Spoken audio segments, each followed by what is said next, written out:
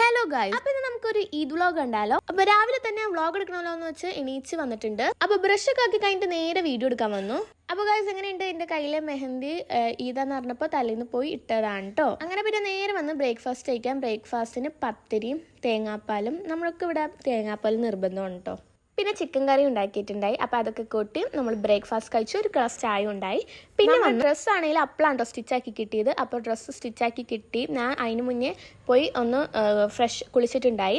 അപ്പോൾ ഡ്രസ്സൊക്കെ മാറി മേക്കപ്പ് ഒക്കെ ഇട്ട് സെറ്റാക്കി. ഇതിൻ്റെ വീഡിയോ നേരത്തെ അപ്ലോഡ് ചെയ്തിട്ടുണ്ട്. പിന്നെ പായസമൊക്കെ ഉണ്ടാക്കിയിട്ടുണ്ടായി. അപ്പോൾ അത് കുടിച്ചു. പിന്നെ നമ്മൾ കുറേ കസിൻസിൻ്റെ വീട്ടിലോട്ടൊക്കെ പോയിട്ടോ. അതൊന്നും ഞാൻ ഷൂട്ട് ചെയ്തില്ല കേട്ടോ. അപ്പോൾ നമ്മൾ കസിൻസിൻ്റെ വീട്ടിലൊക്കെ പോയി.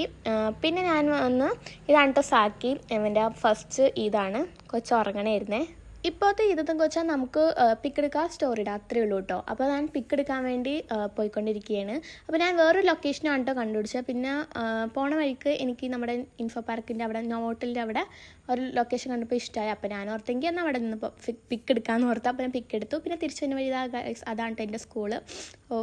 ഓർക്കണ്ട. വീടെത്തിയപാടെ ഞാൻ നല്ല ടയേർഡായി. ഞാൻ പോയി ഉറങ്ങാൻ പോയപ്പോഴത്തേനും ഫുഡ് മേടിച്ചുകൊണ്ട് വരാൻ പറഞ്ഞു. നമ്മൾ ഫുഡ് ഓർഡർ ചെയ്യാൻ കേട്ടോ ചെയ്തത്. അപ്പോൾ നമ്മൾ ഫുഡൊക്കെ മേടിച്ചുകൊണ്ട് വന്ന് അപ്പോൾ ഞാൻ ഡ്രസ്സൊക്കെ ചേഞ്ച് ചെയ്ത് നമ്മൾ എല്ലാ ഈദിനും ഞാൻ എൻ്റെ ഉമ്മയുടെ ഉമ്മ സ്റ്റിച്ചാക്കിയ ഡ്രസ്സായിരിക്കും കേട്ടോ ഇടാം.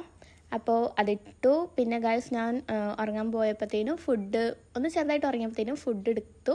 ഗൈസ്, ഈ ഒരു ചിക്കൻ്റെ ബിരിയാണി ആണ് കേട്ടോ. ചിക്കനിലെ എണ്ണ ഉണ്ടോ എനിക്കാണെങ്കിൽ ഈ ടൈമിലൊന്നും ഒട്ടും വയ്യായിരുന്നു. പിന്നെ നമ്മൾ മൂവി ബുക്ക് ചെയ്തിട്ടുണ്ടായി, എമ്പുരാൻ നൈറ്റാണ് കേട്ടോ. അപ്പോൾ എനിക്കാണെങ്കിൽ ഒട്ടും വയ്യായിരുന്നു. പിന്നെ എഡിറ്റഡ് അല്ലാത്ത മൂവി കാണണം എന്നല്ല ആഗ്രഹം ഉണ്ടായി. അതുകൊണ്ട് പോയി കണ്ടു.